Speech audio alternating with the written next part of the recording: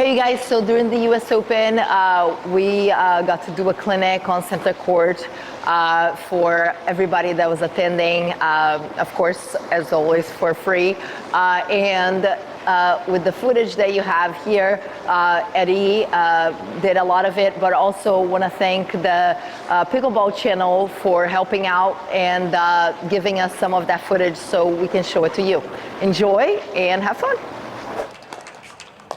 All right, so for those of you who are unfamiliar with what we're doing here, I would like to see show of hands who has a paddle and shoes and will be ready to go if I need it.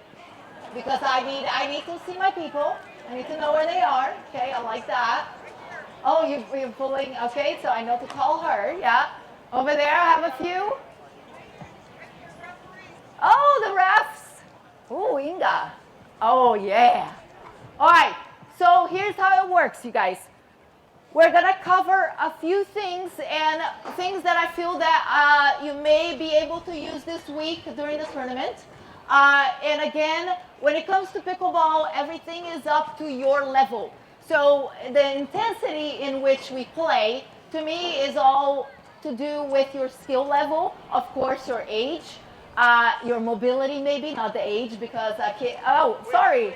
Oh, I have to introduce. We have all age levels on the group. Yes, we do. And this is my family, and I'm not joking.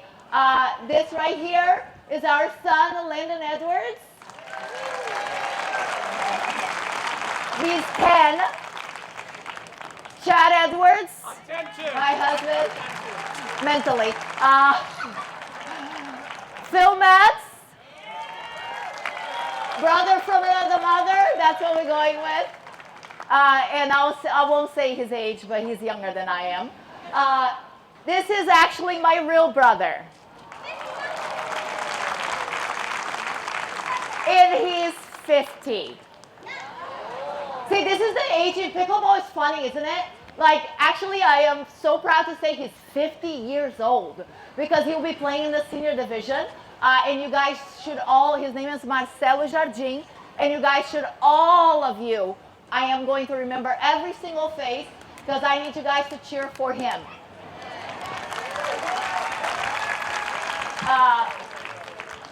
He is coming from Spain to do this. No pressure. I mean, he's left his wife and kid there to come do this. He's got to bring in some money. Yeah. Anyways, so as you can tell, all different ages, ability, you know, I think Landon is the better player here in this group for sure. But what we're going to be talking about, the first thing, it's something that we get asked a lot about being lobbed, okay? Or feeling like you are being exploited in the sense of somebody is always pulling the trigger on you. And sometimes it has to do with the choice that you have, the choice that you make with your shot.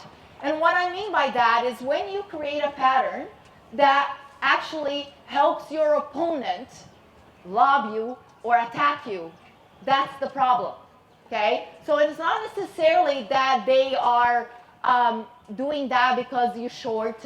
You know, I get that all the time, like, oh, I'm so short, that's why I get lobbed all the time. Well, you can prevent that. You can help yourself by creating a better pattern. What I mean by that is, so let's say if they're thinking, maybe you can lob Marcello while he's tying his shoelaces. Yeah. He knows we're going to make it right. Yeah, he's the one running. So there's something about, so when you're dinking cross court, for instance, and people, when we talk about dinking cross court, and I tell you this, it happens in all levels. People believe that dinking cross court only is where? To this side of the court, so only to the corner. Dinking cross court or diagonally can also be to this part of the court. So his left foot, right foot, left foot, that is diagonally cross-court dinking. Because the reason why I say that is because Marcello has a great lob. He comes from Padel, so that's his favorite shot. So if he's here, okay, so let's say, Landon, can you think with Marcello for a second? So if he's only going cross court and Marcello doesn't have to move, what do you think is going to happen eventually? And down lobby, maybe. I got you. And now they're running. So the reason why that is just a pattern that may not help this team is because of the reason that he's not moving. He's just sitting there comfortably thinking. And again, that makes it easy for him to lob. Does that make sense? Okay? And that's an offensive lob, by the way. I'm not talking about defensively. So the other part is, if you are going diagonally, and then all of a sudden, this is when people get attacked all the time, is when they choose to change direction and go down the line straight ahead for no reason at all. And when I mean that, no reason at all, is that, Marcello, be ready to lob. So he's not moving, Chad is not moving, and now he just decides to go down the line. Okay, and you'll see here. That ball has no movement, which makes it really easy for Marcello to lob. Do we understand that? Because again, when we're talking about dinking, and the more the game evolves and the paddles evolve, the more movement you want to create to make it more difficult for your opponents to be able to do, even if Marcello's favorite shot is to lob. How do we prevent him from lobbing? Spin on the dinks. Well, you can't, that is not, the only thing is that if his lob is too good, we can't prevent that, right? So we need to do something beforehand. And what would that be? It would be to create a better dink. Something with more movement and something that makes him move. So, do you want to do a little bit? Yeah, which one? We're moving Marcello over there. So what makes it more difficult for somebody to lob you is that, oh, look at that. Okay, so again, and now, okay, so now the pattern has changed. Do we understand that? Okay, do you guys would like to see it in a point? All right, Inga, come on. Inga Carr, can you please join us, ma'am? Are you ready? Referee Inga Carr, ladies and gents. Oh, who is in here? Carol. All right, who else wants to join us? Who is ready to play here? I saw somebody who was ready. Nate? Yes. Debbie, come on over, please. All right, Debbie, where's Inga? She's coming. Uh-oh. Now Debbie is going to be like, oh, I have a bum knee. People love me all the time, right? Does that happen? No, they're too nice, huh? See, I wouldn't be that nice. I would be mean. I'll be lobbing you like crazy. So, let's, Phil, you want to come this way? Yeah, Marcello, this is Inga. She might ref your games. Be really nice to her. Okay? Yes. Start today. Okay? Wink, wink. All right, so ready? Here we go. So here's what we're going to do. We're going to play the point out, and what I want to see is for you guys to look at balls that, like, please tell me, like, this is too easy of a dink that you can lob. And you guys will see this live. Here we go. Let's see it. Good. Come in. Good. Nice. Good. Okay. Good. Move the ball around. Nice. Ooh, that was a, oh, there you go. That's it. Oh, no. That's a lob. So, again. Sorry. Oh, yeah, there you go. Yeah, so just what Chad was pointing out is that sometimes when we go to the forehand and somebody that can lob, the forehand is much easier to lob than the backhand. And like I said, going diagonal, it does not mean, that's what we're going to try here, it does not mean that you have to go to his right foot. You can always go to the left foot. It's a great, honestly, it's just a great shot overall, any level. So let's try that again. Here you go. You can get his 10 and a half, 11 left foot. Nice. Got it. Good. Nice. Nice dink. That was an aggressive dink. Thank you. See, and people think often that a dink has to bounce. Not necessarily. Yes, it's better, but not necessarily, right? Because if it goes to the feet, it's a good dink. Okay, go ahead. Got it. Nice. That's a great drop. Up. Good. Come on. Nice. Look at you, all grown up. All right, let's do a couple more. Do we need a ref to make sure she's not stepping in the kitchen? Should I call kitchen on her? I take the 5-yard penalty. Yeah, you take the 5-yard penalty. No. Oh, that was out. No. That was out. Serve, I think it serves. Oh, look at that. Yes, you do as you say. Yes, yes, absolutely. Yes, ma'am.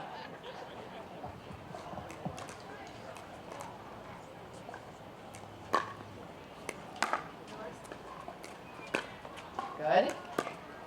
Ooh, good try.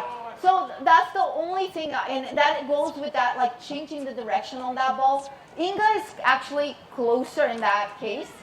I would go to the one that is a little further back, okay? Remember, we talked about this last year, but you cannot force somebody to stay back, right? Remember we talked about keeping somebody back, and probably a lot of you weren't here. I was, I think, if I remember correctly, these days, I don't remember most days. But when we're trying to hit a fourth shot, and they just hit a third, remember, we talked about this, that you cannot, like somebody, if they hit a good drop, are they going to stay back? Are you going to be able to keep them back? Unless they choose to stay back. But if they hit a good drop, they will come in.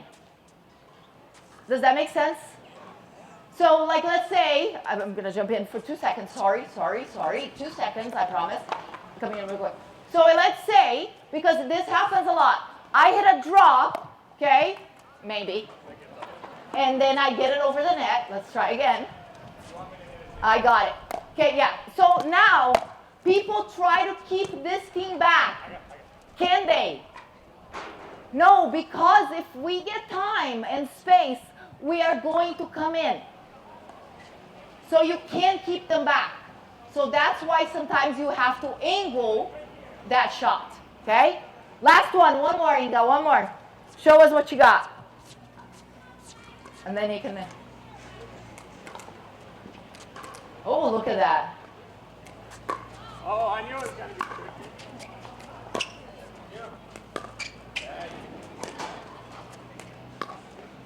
Oh, okay, hold on. Now I have a ref question. Is that serve legal? It's not legal. It's not legal. I dropped it. But you jumped outside. That's okay. My feet weren't there. If my feet were here. Oh, I'm not even. Okay, sorry. I said something. I'm gonna just walk away. Know your lane. I know my lane. I didn't even drop it here. No, I know. I just figured that it's the feet. Okay, see, I'm just gonna keep it quiet. Sorry, Jack. No. It's me. So listen up. One thing to talk about when moving in and creating that angle, so that way it's not easy, because if I am going to come in and you don't change direction, that ball does not move, that makes it easy for me to do whatever I want, or your opponent. Does that make sense? Because I want to make sure that you guys were on the same page, because we want to make sure that that ball is moving away from your opponent, so that way it doesn't make it easy for them to just lob you or attack you. Okay? So, thank you guys. Thank you. All right, Phil and Landon are back for a couple more here. So, attacking, because I want to show you attacking here. This is Landon's favorite thing to do. especially with his height. So something about the same ball, the lob. So if we are here and we are dinking, okay? If the ball gets changed direction, and let's say it's an easy dink, a dead dink, okay? Something that doesn't move. And it's possibly a little higher. It sits a little higher than the net. What is something that happens a lot? You get attacked. So we're going to show here. Just don't try to kill Phil. You don't have to. All right, so here we go. Yeah, you back up. All right, ready? Here we go. So instead of actually, yeah, go ahead. Just think. Yeah, just wait for the right ball. Landon, be ready. Ready position. That one. There you go. There you go. So, not bad. So, so the one thing that you will have to notice is that they're going diagonal, and then for not really, in my opinion, not a good reason to change direction, we decide, oh, we are bored, now we change direction. Then what happens is that ball just sits dead for Landon to then attack and finish the point. So this is something that we get asked quite often. It's like, you know, what is going on? Why am I getting attacked, or why am I getting lobbed? It has more to do with yourself, like setting yourself up for that shot coming your way. So again, be aware that when we are changing direction, that we are actually, like for instance, Phil, why would we change direction? If we are in trouble, perfect. So again, let's say, so let's show one like that. So let's say you are moving a lot, right? And now he is out of position. So it gets him, oh, look at that, look at those hands. Uh-oh. So easy. But often when we change direction is because to go back diagonal, to go back cross court is too difficult, right? So for instance, if Phil gets pulled out wide, if he tries to go back cross court, now Marcello is responsible for covering the whole court by himself. If he goes that way, and let's show that, sorry, it'll be easier.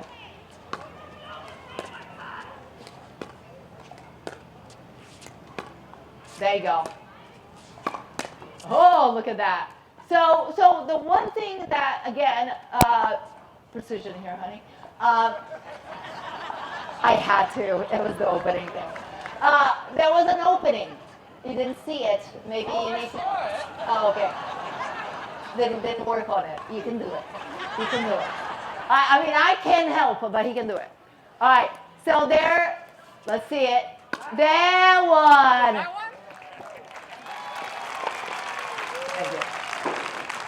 It helps. It helps. But the thing is that by Phil trying to go back cross court on that one, actually that's the one that gets us in trouble. So Marcello would have to come over to the middle and cover middle, but then who covers his line, right? So then here's the option. Ready? So this is the change of direction on the option. So he would, so you can go, yeah, you can go diagonal, make Phil move. And that's the time. Oh, look at that. But then again, why is it more difficult for Landon to attack that ball? Because it's moving on an angle. Because now the ball is actually coming more from here on an angle towards Landon's body versus just right in front. That little difference does make a difference because of the fact that now the ball moves into his body. Yes? All right. I had a couple of people here. Yes, come on over. Play a couple points. Come on. And yes, please. All right. Look at that. She's going to just hop on over with those long, lean legs. I like it. How about Phil and Landon? You want to play? Okay. Oh, where? Scottish. Scottish? No, where? Irish. Hungarian. Budapest? Oh, look at that. See? No, one town. All right, All right, ready? Yes, one town. So here's what we're gonna do.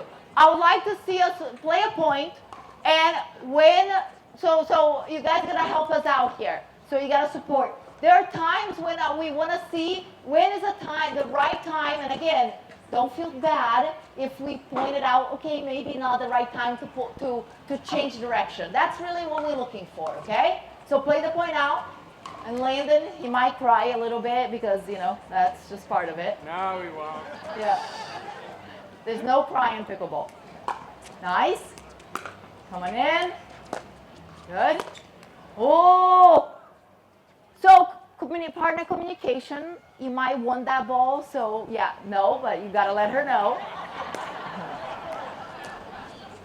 Ay, ay, ay. Good luck to us, right? And I need luck. It's 10 going on 20, I think. Or he thinks. All right, ready? Nice. Good. Good. To the feet. Good. Got it. Nice. Move that dink around. Good. There you go. Uh-oh. Good. Come on. Oh, okay. Sorry, I got a pick on Budapest. But why did you feel like you had to change direction on that? So she baited you in a way. So this is very nice. It just happened. But this is the part where you, in that case, because of the fact that you don't have the angle to actually change direction on that ball, just stick to your cross court until you get a better ball. Yeah, but also, even if she's moving, in a way, she's only one step away. I mean, you see pros do that all the time, and just remember, it's all relative to the level in front of you, right? So it doesn't matter. So if somebody goes this way on that ball, by the time you hit, it's one step, and I baited you into hitting into my line. Remember, the time to go is when you have maybe a greater angle to pull the ball this way. Okay? All right, let's do it again. It was all part of your plan, wasn't it? Yeah, I love it. Oh. Got it. Come in. Watch the middle. Oh, there you go. So again, as simple as that seems, like going just diagonal, sometimes we want to go down the line, we want to change direction, and it's our brain playing tricks on us. Just because you see somebody in front of you, it's like, okay, I got to make them move. But you actually have a better angle sometimes going across. Okay? Here we go. Go again. Yeah, that's a great serve. You can pedal tap. Nice. Oh, look at that communication. Nice, come on. Oh, you had it. Good, one more point, one more point. So there was a lot of down the line going on that point. Not my favorite, but Yeah, you did. Nice serve, Boba. Good. Good, come in. Nice, move the ball around. That's it. Nice. Come on. Oh! That's a very nice shot. So in that case, again, so this is the part where, because Landon went all the way over there, it created an opening for Phil to go down the line, which then makes Landon move. So sometimes that's the pattern that we create, which then, again, for the down the line, it creates an opening. So thank you, ladies. Thank you, thank you. There you go. Yes, you're very welcome. Thank you. All right, so we're going to move on. Any questions about this, actually, just to make sure? I think we're good, we're clear. It's a gray area. Okay, so now let's move on to drives and drops. So especially because, it's Naples. For those of you, if you're from Budapest and you don't know, it does get windy here. We are by the, the water kind of. But the one thing is that there are times, I know that, with pickleball evolving so much, there is something to be said about driving third shots. In my opinion, when the wind is blowing to my face, like towards me, it's much easier to drive than to drop. Because if I try to drop, sometimes the thing will like land there. And therefore, I will not get anywhere, we won't score. So actually driving the third is the best option. So today, I am not sure, actually I am sure right now it's going that way. So look at those flags, and those flags will tell you that the wind is blowing strong that way. So for Chad and Landon, we're gonna play a point here, and we're gonna talk about why driving may be their best option. So, ponto. So, and the stronger the wind, the more difficult it can be to drop the ball from this side. So, ready? Go, Bubba. Nice.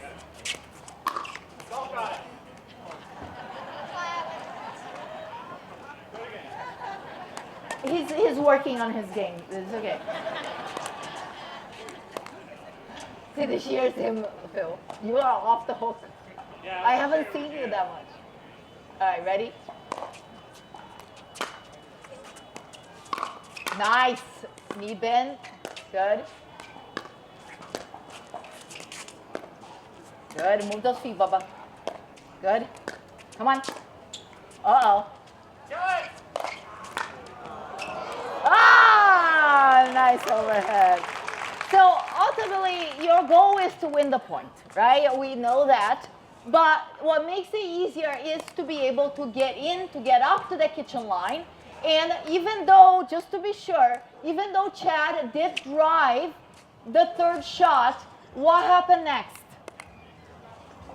Drop the next ball, which then helps them, gives them the time that they need to come in. Because often when we drive the third, we stay on that frame of mind and then we drive everything. So let's do another one here. Terry, you got your paddle? Gotta show your skills. Come on. Uh-oh, don't trip. Good. Come on, Bubba. Find that kitchen. Oh, yeah. Come on. Nice. Oh, no.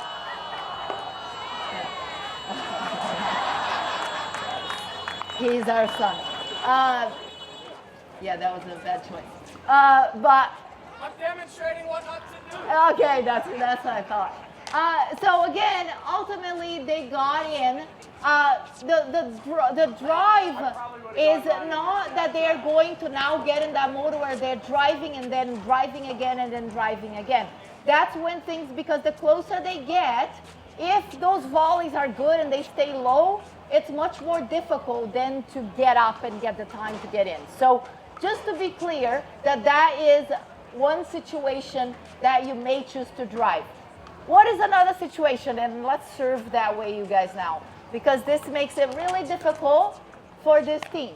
So with the wind this way, right, or changing, it's still coming this way. So this is a perfect situation where with a strong serve and a short return, this is the great combo for a drive as a third. So here we go. So it's a deep serve, short return, maybe. Not really. That's your short return, honey? I was trying to go. Yeah. Good. Yes.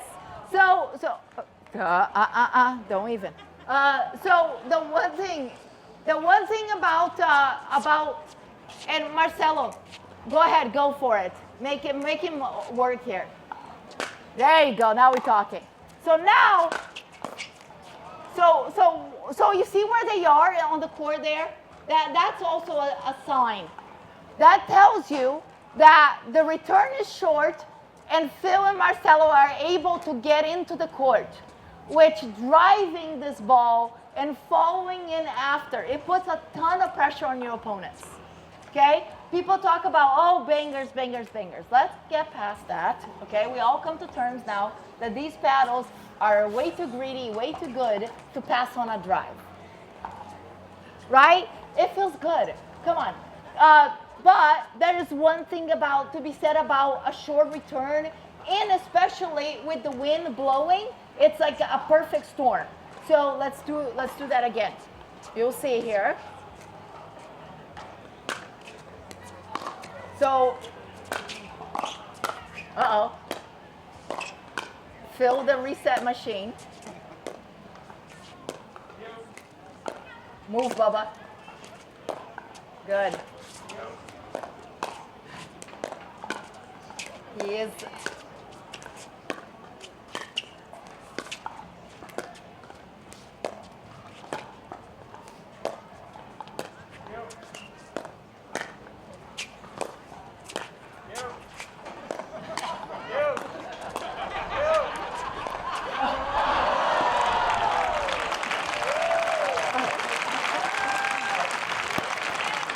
So, the one thing, again, and these points are long here. Look at you with the patience over there for about 2 minutes, 2 seconds actually. The one thing is that when it comes to scoring in pickleball, which that's all we want, we are better off scoring at the kitchen line. It doesn't mean that we have to get to the kitchen line every time. No, you can win 3 points from the back, but your chances are much higher if you are up. Okay, so volunteer time, because we need some. Who here loves to drive? Not cars. What do you got? Come on. She looks like a tennis player. I was waiting. Hi. Name? Amy. Okay, Amy. Tennis player? No tennis. Okay, I can't wait. All right. Come on in. You're ready. I think the badge you probably want you want me to hold your badge. I'll hold it. There you go. I got it. There you go. Oh, look at that. That's not my name. Sorry. Can't. Not allowed. Okay, go back. You didn't bring the Simone. I'm kidding. Yeah. Oh, there you go. Oh, you're good. Oh. All right. So what I like to see is making that choice about when to drive and when to drop, and all starts also in a frame of mind. So when we are serving, so before I even considering if I'm going to drive or drop, I'm already thinking from the moment I grab that ball to serve. Why do you think that is? Anybody? Yes, I do have a plan. It's usually not good, but sometimes it works. But what it is that if I am going to go for my serve, usually it's because I'm thinking about the wind, I'm considering that, but I'm thinking that I'm going to serve, I'm going to be aggressive, meaning I'm going to serve pretty deep, I'm going to get some pace on my serve, and then most likely I am going to take a step a little closer to that baseline because I am looking already for that short return. Because of the fact that I am reading what is happening around me. All right, that's pretty important. Of course, that if the wind is the other way around, I am just thinking like, I need to do a good serve that is enough that, when I get a deep return, I can come up with something. So again, I do have a plan. So my recommendation is if you have the wind behind you, just be aware, keeping that serve a little bit lower, but you going for it, you can hit it. You got some spin on it, it will be a really difficult serve to return. So here we go, Marcello. Go, honey. No. Look at that. I was just going to say, it's easier to adjust to a drop if you're thinking about a drive compared to dropping and then you try to drive, because you're going to speed everything up and that ball's going to float. So if you're prepared for a drive, you can always go softer. You guys got it? I kind of like blocked it. I don't know why. I do that sometimes. I'm kidding. No, so what? It's easier to adjust. So what Chad was talking about is when you are going to decide that you're going to drop, it's easier to adjust to then drive than the other way around. If you're going to drive and then you decide last minute to drop. Does that make sense? No. Sorry, I do that. Go. Ah, well, sorry, I did it. We're not on the same page. I'm in trouble. I am in trouble. I might start walking now. He drove, by the way. Sorry. So hold on. So here's what we're gonna do. Just think about being aggressive with your serve, and then getting inside of the court. The wind is gone now. But think about going inside of the court, and we were going to look for a drive. If the ball is not there, right, if it's a deeper return, then consider a drop. Okay, here we go.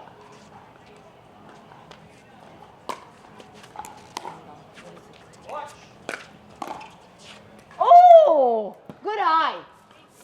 There you go. So that was a perfect example. That was a really deep serve, short return. That's what's going to happen. That's what you should be looking to drive.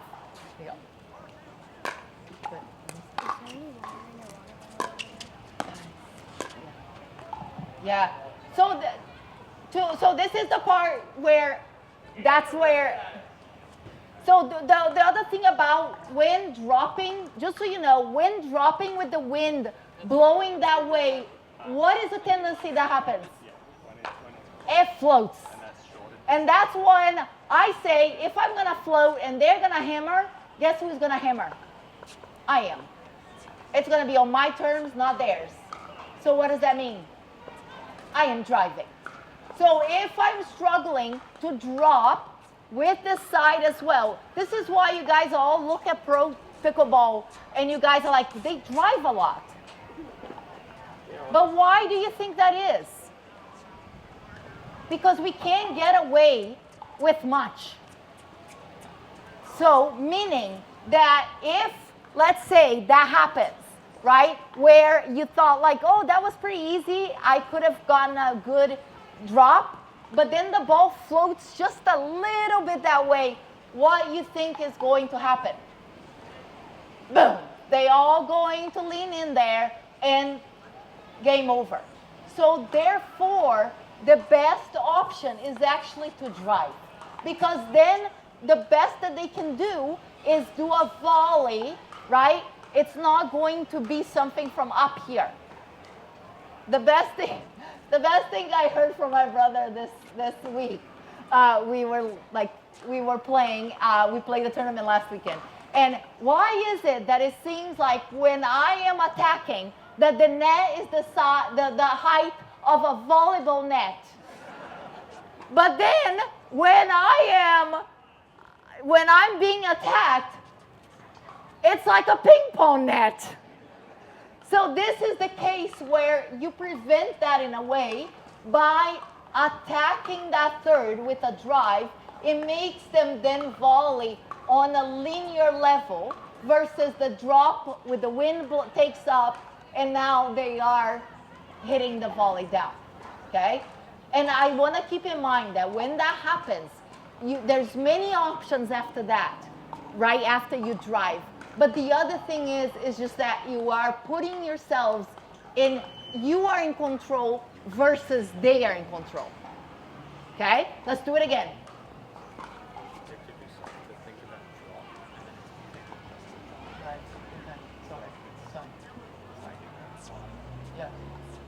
All right, here we go.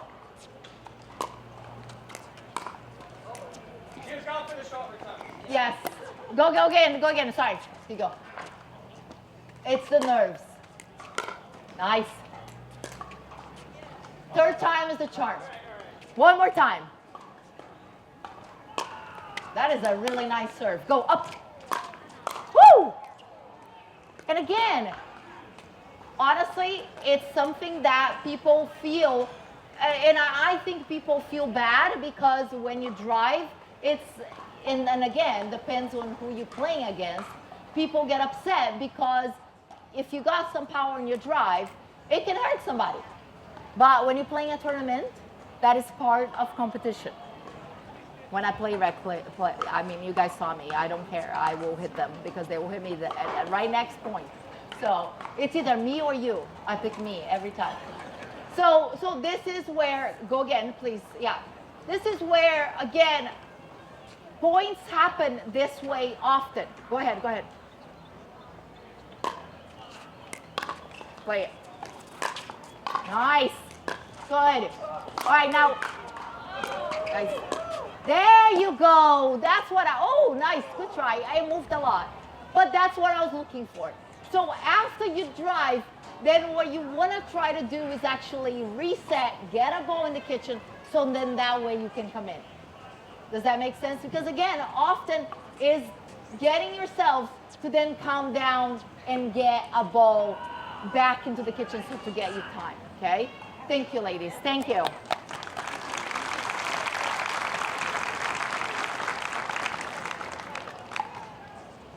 All right, so with that in mind, I have a question for you guys. When you win the toss, let's say you win the toss, what do y'all pick? Do you pick serve? Do you pick return? Do you pick side? Okay, especially if it's not windy, you can pick return or serve, whatever you like. But when it comes to a windy day, wind can determine the winner and loser of a match. Because which side do you think is easier to play? Oh, some contradicting. So for the most part, people are more successful with the wind behind their backs. And for the main reason that it's harder to control the ball, to actually put, it's like measuring power with the wind at your face.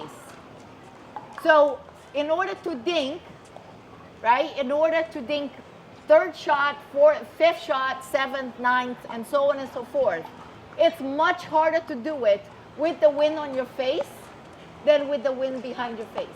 Plus, for power, if you're going against somebody that is pretty powerful and they're right in front of you, and well, what would you rather have?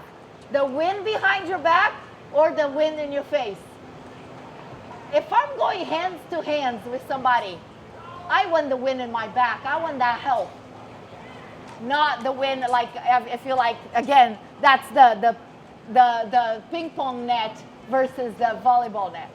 Because again, I want that help any way I can there. So again, this is something to consider. So, questions about that? Sorry, I feel like, anybody, anything, yes? Absolutely.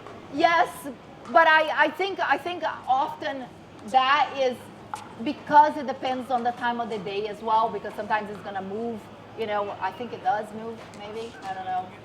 But sorry, all joking aside, it's more so for me is wind is number one. And then I consider actually the second thing more than the sun is the back side. So what I mean by that is sometimes, like for instance, if I cannot see clearly on one side, and sometimes it has to do with a white, like a more clear background versus a dark background.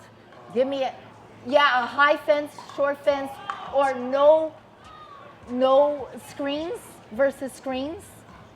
That is huge because you can lose the ball so easily with no screens. Okay. Plus, if wind picks up, that's also a factor because the windscreen does not stop it. So I would go that would be my list of things before space in the back, because again, not all the courts are like this. We wish, right? But sometimes one side has less space versus the other. That is always a factor. So if I had to go priorities, the sun, because again, like I said, it's going to be a little bit something things I can control versus the thing that I cannot. So yeah, you're welcome. Anybody else? Any questions?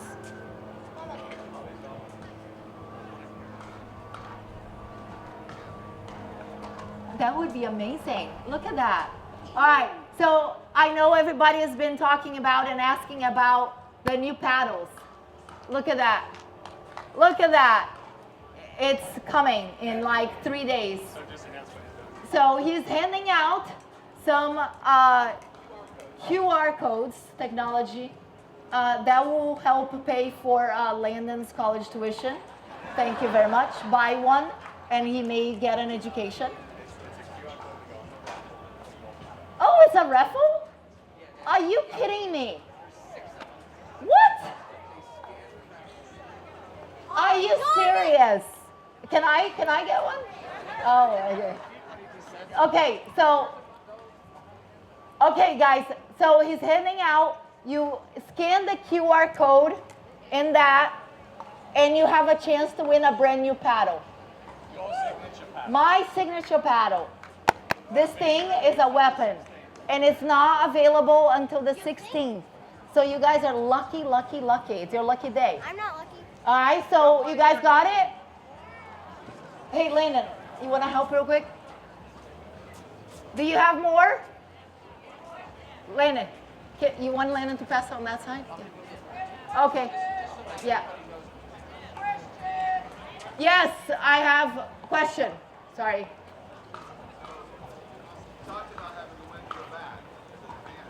Yes. Oh, look at that. I did that. That's amazing.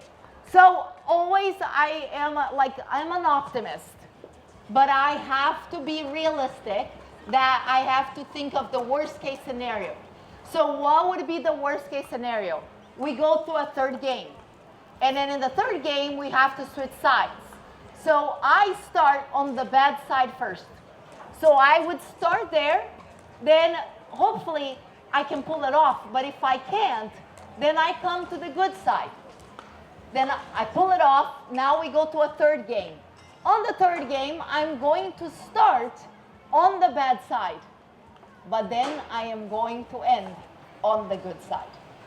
That is why when we're looking at wind and picking, that's why most people will pick the bad side first.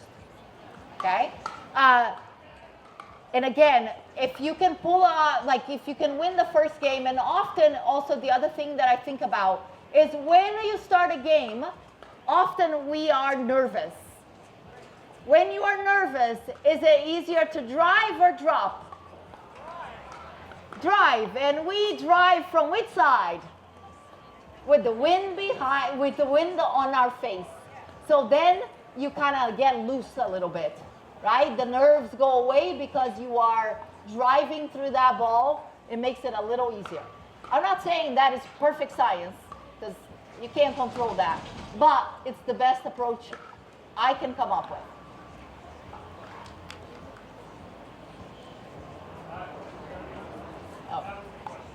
Oh, perfect. All right, any other questions? Are we good? Okay, we're gonna do one more thing. I think we can. So the last thing that we're going to do is, because we're talking about wind, and people ask all the time now with the when to let balls go, okay? Do I believe that that is a skill? Absolutely. Okay, is it something that you can learn? There is no exact, because people talk about, oh, if it's high, let it fly. What if you're talking about now spin? Tons of spin. If the ball is high, it doesn't mean that it's going to fly. What about if the wind, like in this case, is pulling this way? What if they pull the trigger on and a ball is higher with spin? Is the ball going to fly? Probably not. Because again, if the ball is higher, the wind is going to grab even more. So you want to show some higher attacks? Please. Yeah, just so that way with the wind, ball is probably going to stay in. You got maybe like if that's a higher ball, just let it go just to see where it goes. Yes, please. So the wind, as you can see, the flags, this is These are the things that I look for. Out there, there's plenty of them. It's something to watch for are flags, because they will tell you which direction the wind is blowing, okay? And right here, I look at these all the time to see which way they go, because sometimes it does change. All right, ready?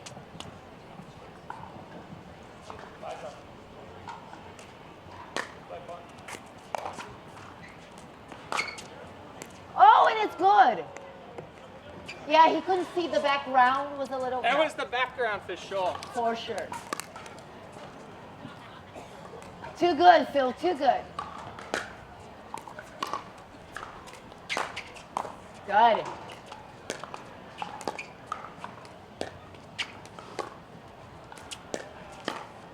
Uh-oh. Uh-oh. You're Too good. supposed to let it go to see where it's No. You're going to have to do better. That's what he's thinking. So again, my point is much harder to control the point on this side. In my opinion, that side is much easier because you can apply pressure and stay on it. All right, then. Ready? Hit it. There you go. Come on.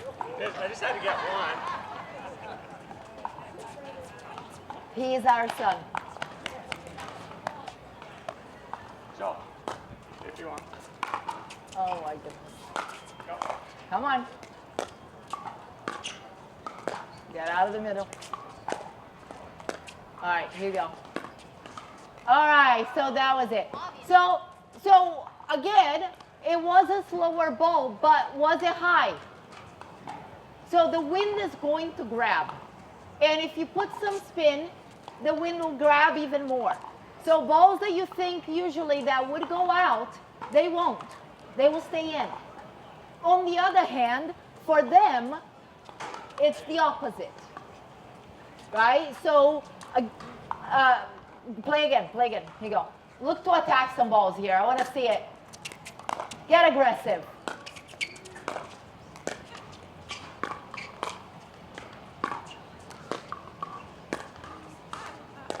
Got like 2 defenders there. You're the aggressive one. It's okay. I know it's not in you. Both of you are like the 2 defensive machines. They like long points. Also long walks on the beach. Oh, look at that.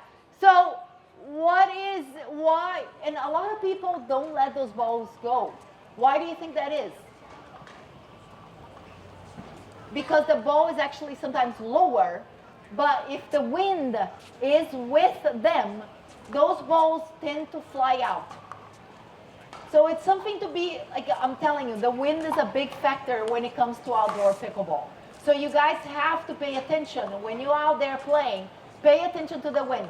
But also, it happens a lot. It's the same for all 4 players. So we all have to adapt. Because one pet peeve of mine is when players like, oh, it's so windy, I can't play. But it's the same for everybody on that court. Equal. So again, it's whoever adjusts better becomes the winner. So here we go, one more. Bring the heat.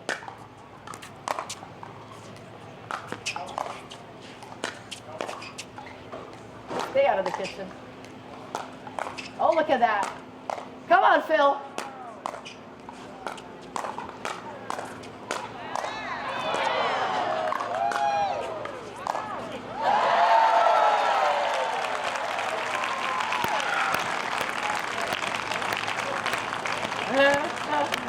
No, it's not child abuse. It's pickleball, remember?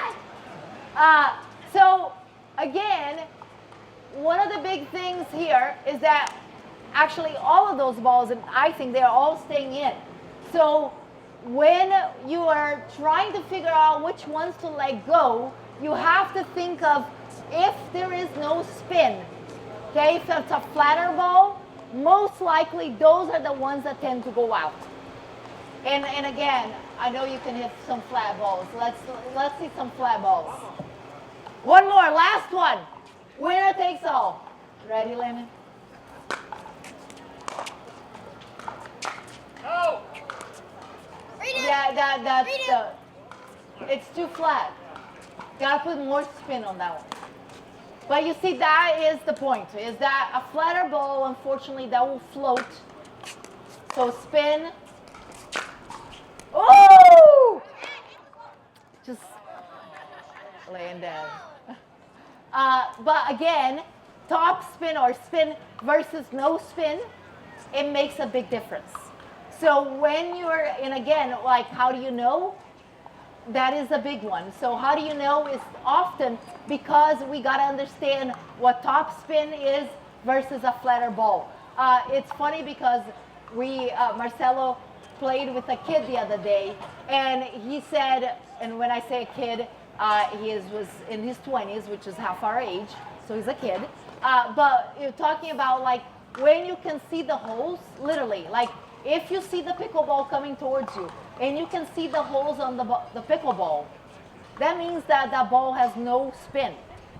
When the ball is coming and it's rotating, you can't see the holes.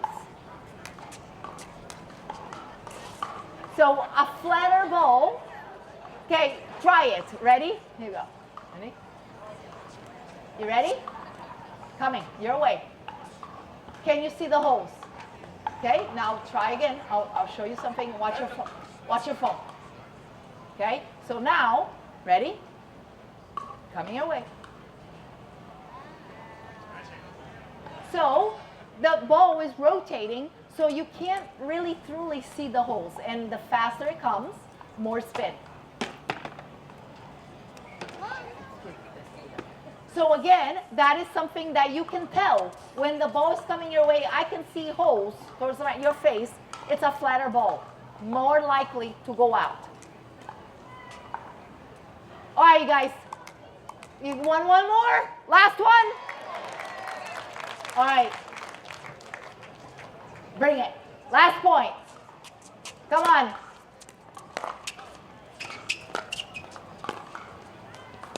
Uh-oh. We'll play.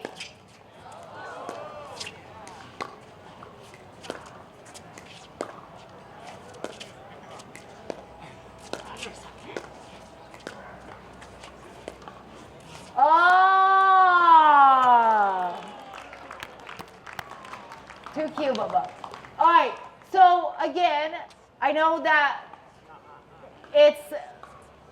I think ultimately, this is the last thing that I leave you guys here with. Ultimately, when you're playing with conditions, which again, you guys, there will be days this week that it's going to be hot and it's going to be windy. And just remember that is the same for everybody. It's not just you. It's not windy just around your head. It's windy for all 4 players. So adapting, right? Making sure that you are aware of your surroundings, that is a big adjustment to make in the first place. So if it's the wind that changes, you have to be aware because the plan that you had at the beginning might not work on the second game. It happens. So again, there are flags over there, are flags here, there are flags out there. Be aware of what's going on and make adjustments. Okay? Because like I said, it's not windy for only 1 or 2 people, so you and your partner. It's not only windy for you. It's windy for your opponents as well. So adjust. You got it, this? Yes, Mr. Gray? All right, good luck to everybody. Thank you. Thank you, guys.